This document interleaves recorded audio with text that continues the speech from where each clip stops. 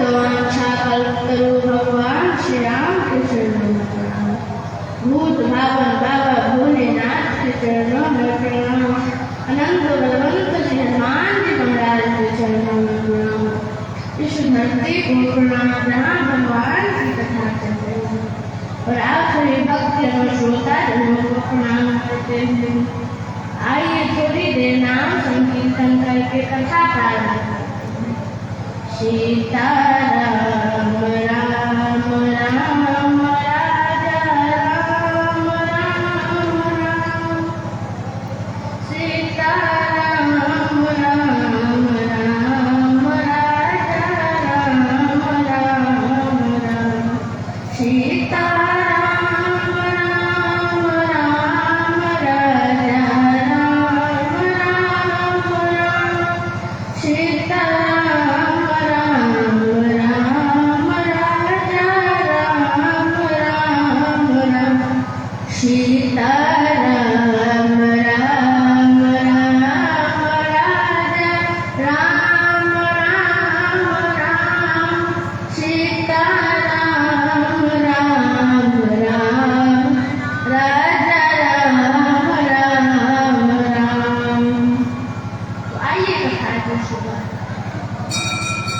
तो आज रामनवमी है। आज के दिन भगवान राम का प्राकट्य हुआ। यह प्रसंग हमें ज्ञान देता है कि अपने मन के अंदर हमें भगवान को प्रकट करना, अपने मन मंदिर में हमें भगवान को प्रकट करना है और अहंकार रूपी पाप रूपी मोह रूपी रावण का संहार करना है। यह प्रसंग हमें ऐसी शिक्षा देता है। तो भगवान राम ने अवतार क्यों किया? क्या रावण को मारने के लिए राम जी ने अवतार लिया?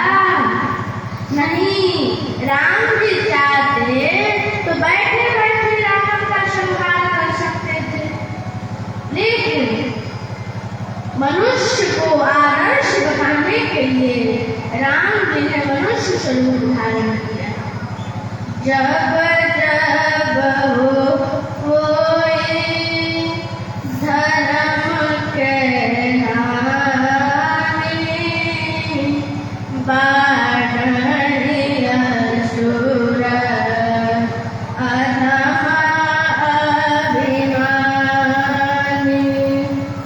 तब तब धरे प्रभु विविध शरीरा, हरनि कृपा निधि सज्जन पीरा।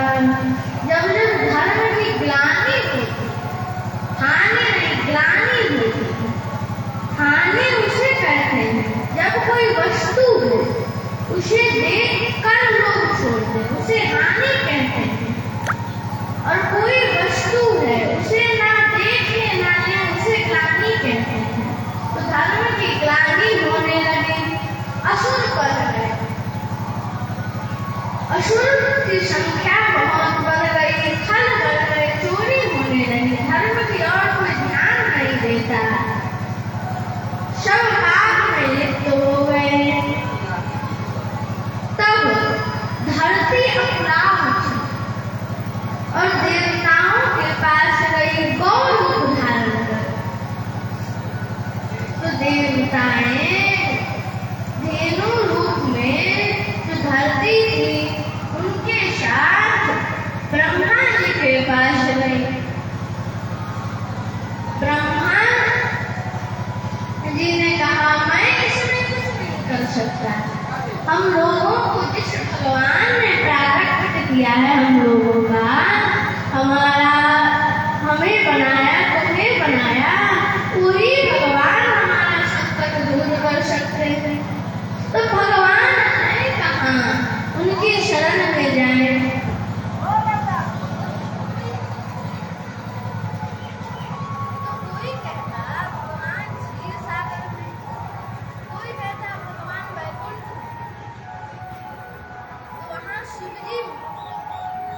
शिवजी ने कहा, हे गिरिधर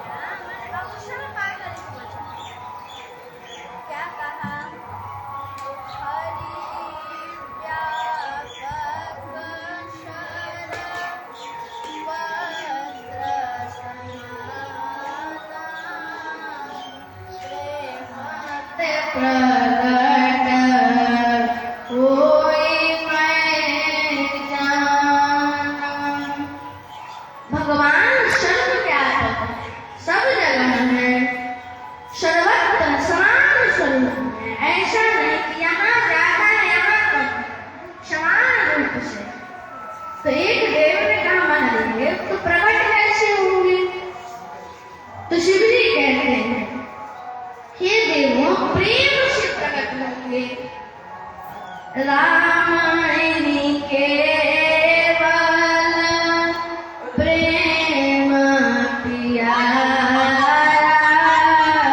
जान ले जो जान निहारा। भगवान प्रेम के प्यासे, भगवान धन नहीं देखते, जाति पाति कुल धर्म बड़ाई नहीं देखते, भगवान प्रेम देखते कि इस भक्त के अंदर कितना प्रेम है। तो भगवान प्रेम से प्रकट होंगे, देवता वही स्तुति करने लगते हैं। जय जय शूर नायक जन सुखदायक प्रणत पाल भगवंता, वही स्तुति प्रारंभ करते हैं। तो आकाशवाणी हुई, हे देवताओं निर्भय है, मैंने कश्यप अदिति को वन दिया है कि मैं उनके घर पुत्र स्वरूप में जन्मूंगा, अकेले नहीं जन्मूंगा, अंशों सहित यानी भाइयों सहित अवतार होगा। वो कश्यप अदिति अभी दशरथ कौशल्या के स्वरूप में अयोध्या में, मैं उन्हीं के घर अवतार होगा और पृथ्वी को निर्भय करूंगा। अब इधर दशरथ जी रघुकुल के मणि एक राजा हैं जिनका नाम वेद महाराज दशरथ बताते हैं। तो एक व्यक्ति ने गोस्वामी जी से कहा, गोस्वामी जी इनके गुण, तो गोस्वामी जी लिखते हैं धर्म धुरंधर गुण निधि ज्ञानी हृदय भगति मति सारंग पानी। तो धर्म उनके भंडार है, ज्ञानी, हृदय में भक्ति और ध्यान निष्ठा करते हैं। तो सारंग धनुष लिए हुए राम जी का ध्यान करते हैं। तो एक व्यक्ति ने फिर गोस्वामी जी से पूछा, गोस्वामी जी तो राम जी का कभी प्राकट्य नहीं हुआ, तो दशरथ जी महाराज ध्यान में से। तो गोस्वामी जी ने बड़ा ही सुंदर उत्तर दिया, प्यारे दशरथ जी इस जन्म में दशरथ है, पूर्व जन्म में वो कश्यप थे और उन्होंने तप कर भगवान को प्रसन्न किया। तब भगवान ने उन्हें दर्शन दिया। उस समय का जो स्वरूप था, उस स्वरूप का दशरथ जी महाराज ध्यान करते थे। तो एक बार भूपति मन माही, भय गलानी मोरे सुतहानी। तो एक बार महाराज दशरथ को ग्लानि हुई कि मुझे कोई पुत्र नहीं। कई रामायणों में ऐसा वर्णन है कि दशरथ महाराज को पुत्र नहीं था, पुत्री थी मां शांता, जिनका विवाह श्रृंगी ऋषि के साथ हुआ। यहाँ क्या लिखा है, मोरे सुत नानी, महाराज को पुत्र के लिए ग्लानि हुई कि मेरे इस वंश को कौन आगे बढ़ाएगा, वंश को आगे बढ़ाने वाला तो कोई है ही नहीं। वो तुरंत अपने गुरु वशिष्ठ के अपने सुख को सबके सामने व्यक्त नहीं करना चाहिए। सुख को आप व्यक्त करोगे तो सामने वाला जलेगा, आपसे जलेगा, और दुख व्यक्त करोगे तो सोचेगा अच्छा उड़ रहे थे अभी पता चल रहा है। इसीलिए सबके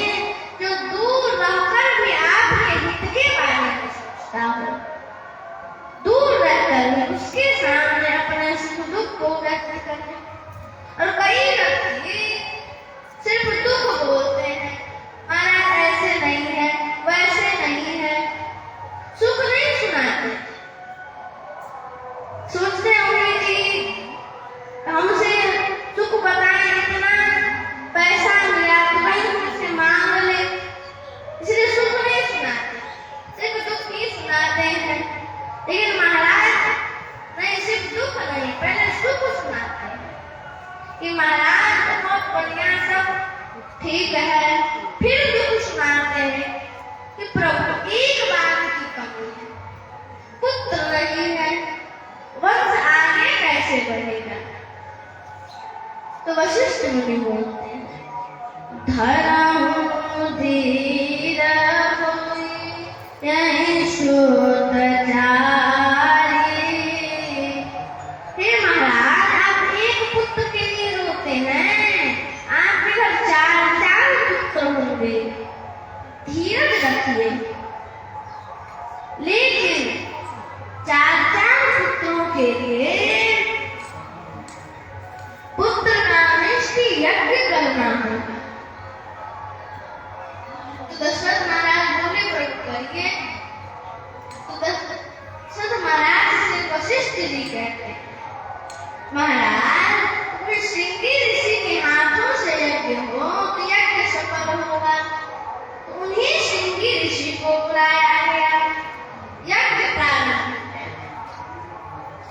पूर्णाहुति के समय अग्निदेव अग्निकुंड से बाहर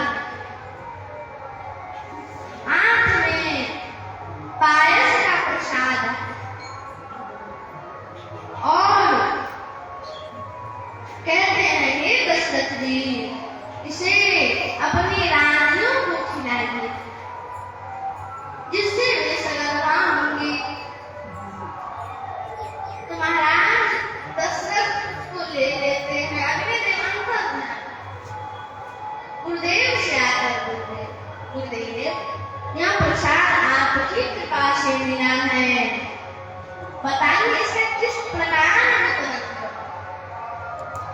तो गुरुदेव बोलते हैं, हे महाराज दशरथ, आपकी धर्म पत्नी कौशल्या जी कैकेयी और सुमित्रा भाग पत्नी, इसीलिए इस पायस का आधा भाग अब कौशल्या को दी। अब कौशल्या को और आधे भाग के फिर दो भागों में से एक भाग कैकेयी को दीजिए, फिर बचे हुए चौथाई भाग के भी दो भाग और एक कौशल्या को और एक कैकेयी को दीजिए। और कहिए सुमित्रा को प्रसन्न भाव से, ये ना सोचे कि हमें एक मिल रहा है, देखो तो हम दोनों के हाथों से दो दो मिल रहे हैं, दो बार मिल रहे हैं, ऐसा ना सोचे। प्रसन्न मन से खिलाए।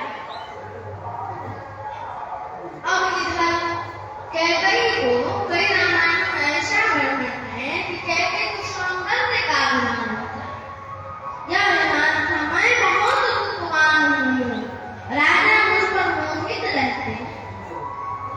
तो जब हमने दूसरे नंबर पर प्रसाद मिला, तब उन्होंने सोचा कि कौशल्या को पहले, मुझे बाद में, मुझे बाजार से खरीद कर लाए हो, मुझे बाद में क्यों दिया। जो अपने पति का आनंद खाती हो वह स्त्री कैकेयी, वह स्त्री कैकेयी। हाथ में प्रसाद है, प्रसाद का कैकेयी अपमान करती। तब शिवजी की प्रेरणा से एक चील आया,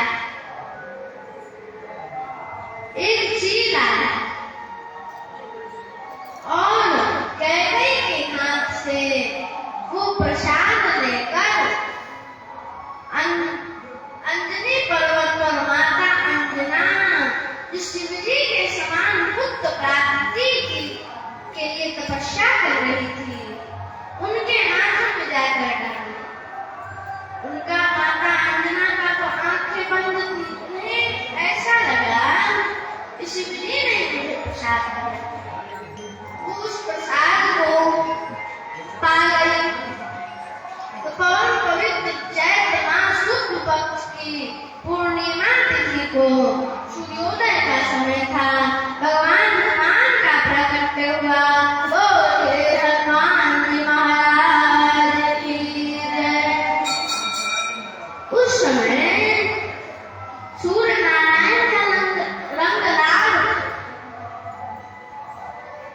हनुमान ने महाराज को भूख लगी थी। उन्होंने देखा कि ये लाल है, इसका मतलब ये कोई फल है।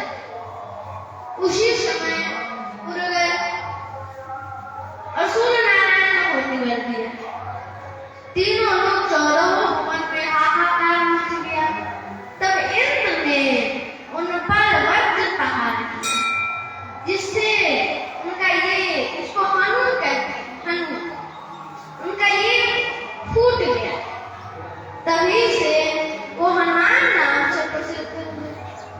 इधर वायुदेव को पता चला कि मेरे पुत्र को इंद्र ने वज्र से मारा है। उन्होंने तीनों लोग की वायु को बंद कर दिया, सब तड़पने लगे। तब वायुदेव को प्रसन्न करने के लिए सभी देवताओं ने जिनकी जितनी क्षमता थी उसके अनुसार सबने वर दिया।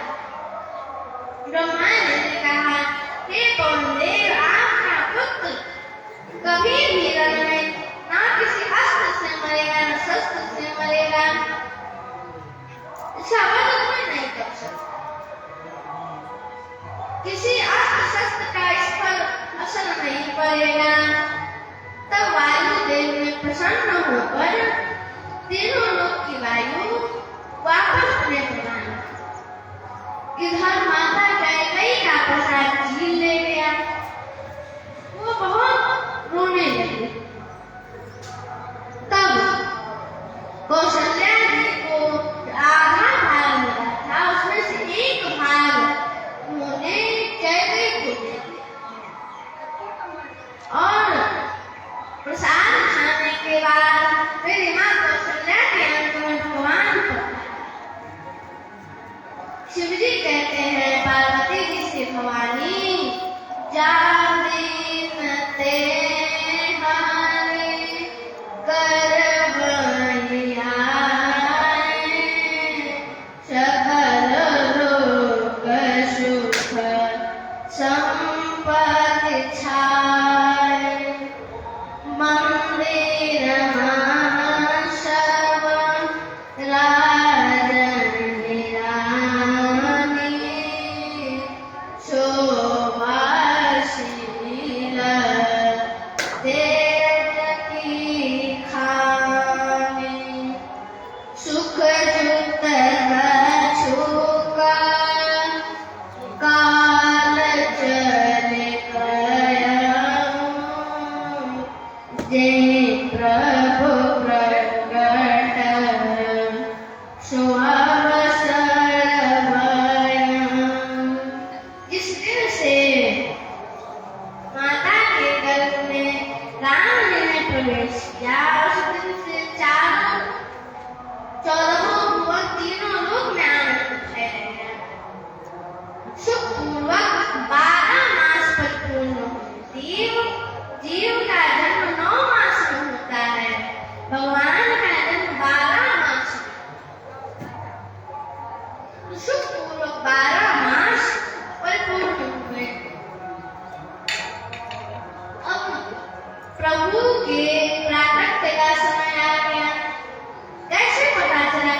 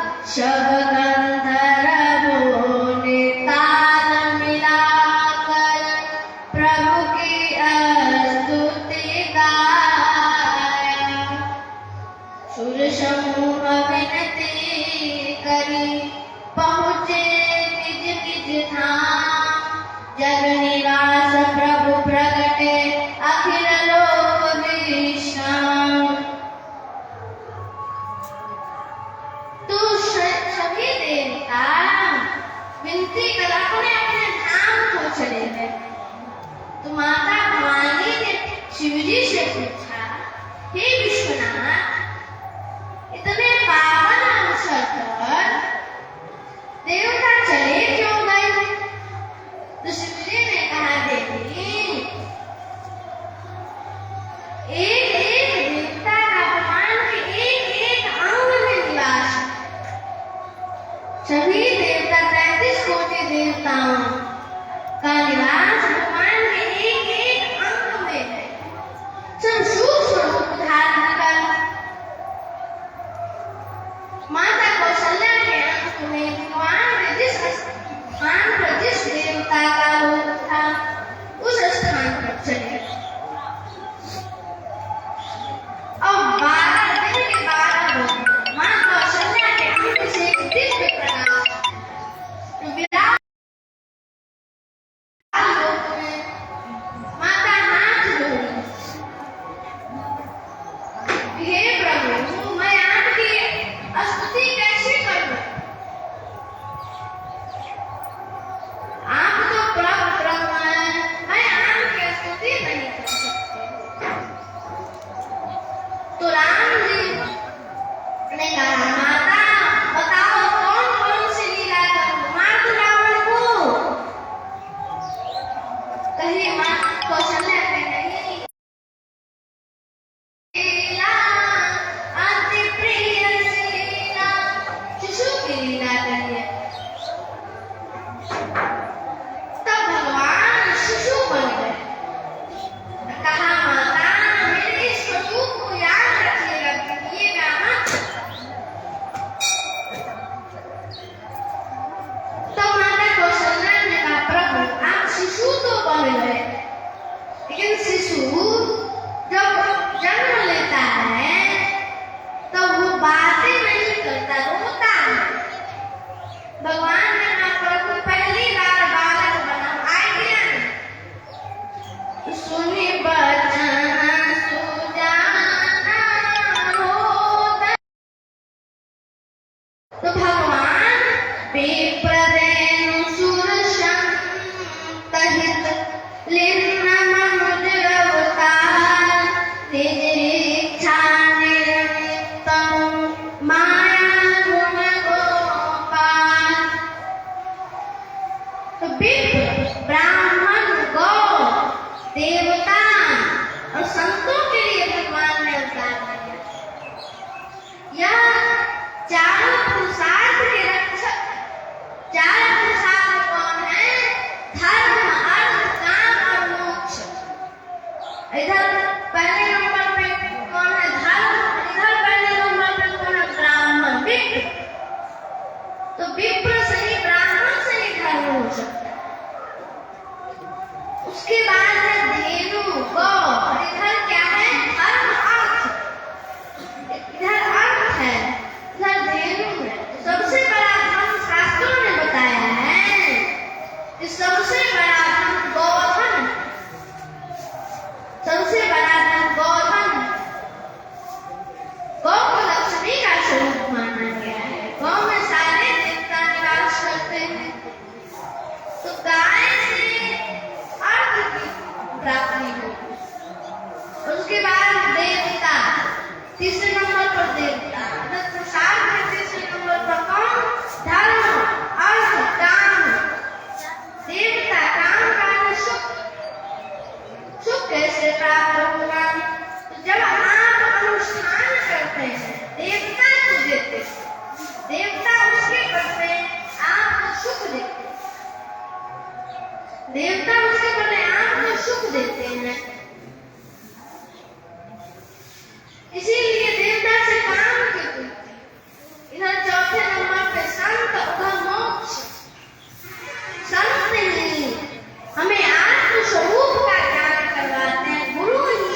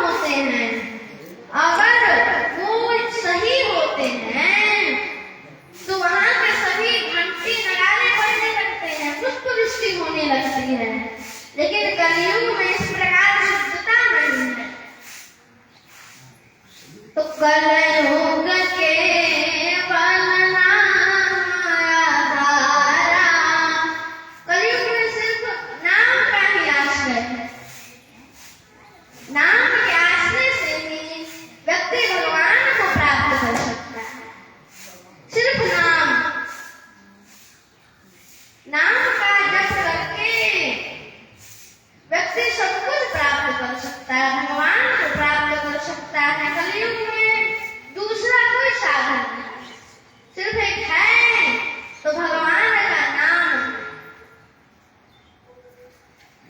तो सुनि सुरुदान परम प्रिय वाणी, संभ्रम चली आई सब रानी। तो सारी दासियां आ गई, भगवान रोने लगे, टूटने लगा, लाला का जन्म हो गया। सब दौड़ी दौड़ी गई महाराज दशरथ के पास, बोले महाराज बधाई हो, आज मेरे लाला का जन्म भयो है। तो दशरथ पुत्र जन्म सुनि कान्हा, जन्म सुनि हो ललना मानव ब्रह्मानंद समाना, जन्म सुनि हो। दशरथ पुत्र जन्म सुनि कान्हा, जन्म सुनि हो ललना मानव ब्रह्मानंद समाना, जन्म सुनि हो। तो दशरथ जी को जहां यह पता चला कि लाला हो गया तो नाचने लगे। परमानंद पूरी मान राजा, जन्म सुनि हो ललना कहा बोलाई बजावहु बाजा, जन्म सुनि हो। परमानंद का ब्रह्मानंद का सुनने मिलने लगा। किसी सिपाहियों को आदेश नहीं किया, खुद दौड़े चले गए, बाजे वालों को बुलाया, कहा कि बजाओ बाजे। घर से कह गई कि दासियां दौड़ती हुई आई, बोले महाराज आपके घर लाला का जन्म है। बोले सुमित्रा जी की दासियां दौड़ती हुई आई, बोले महाराज आपके घर दो दो पुत्रों का जन्म हुआ। तो एक सिपाही बोला तो महाराज गुरुदेव के वचन सत्य हो गए, आज केवल 4 पुत्रों का प्राकट्य हो गया। तो इसी प्रकार कुछ दिन व्यतीत हुए। जब महाराज नामकरण संस्कार का अवसर जाना तो गुरु वशिष्ठ से कहा, प्रभु आपने जो विचारा है वो नामकरण संस्कार करिए। अभी के समय में तो बच्चा होने से पहले ही ये नाम रखेंगे, वो नाम रखेंगे, निर्धारित हो जाएंगे। संस्कार का कोई मतलब ही नहीं रहा। 16 संस्कार का नामकरण भी एक संस्कार है। अभी के समय में बच्चा हुआ नहीं, ये नाम रखेंगे, टिंकू नाम रखेंगे, टिंकू नाम रखेंगे। संस्कार का कोई मतलब ही नहीं है। तो गुरुदेव को बुलाया गया, चरण पखारा और पूजा कर बैठाया। कहा गुरुदेव आपके जो पहले पुत्र तो सुख धाम राम सनामा, अखिल लोक दायक विश्रामा। ये जो आपके पहले पुत्र है वो आनंद के सूर्य, सुख के राशि है, सुख के धाम है। इसी प्रकार चारों भाइयों का संस्कार परिपूर्ण हुआ। तो समय को देखते हुए आइए मैं अपनी वाणी को यहीं विराम देता हूँ।